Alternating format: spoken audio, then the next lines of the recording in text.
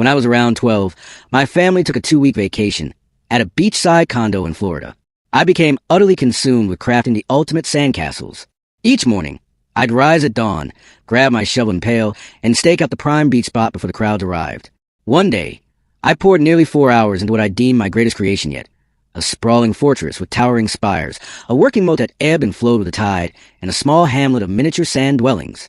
Passers-by, including parents with their kids, paused to snap photos and praise my engineering prowess.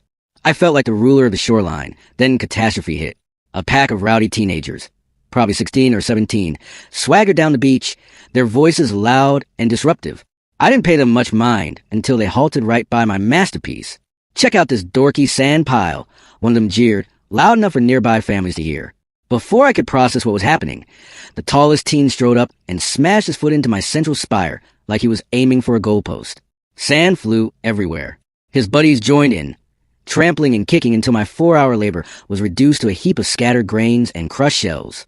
They sauntered off, cackling, while I stood frozen, stunned. Onlookers gave me pitying glances, but no one confronted the teens. Too young and shaken to respond, I just watched them leave. That night, I was livid. My parents offered consoling words, but their "some people are just cruel" speech didn't help. I resolved to take matters into my own hands.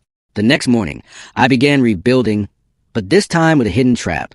I scoured the beach of the heaviest, most jagged rock I could carry, roughly the size of grapefruit, with sharp, protruding edges.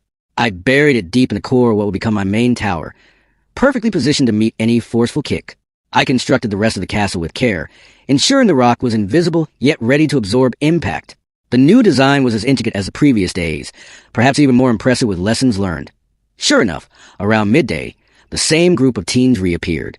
I busied myself collecting shells nearby, but I was secretly watching, waiting. Oh, the little builder's back at it. The lead bully mocked his crew. "Let's test if this one holds up better."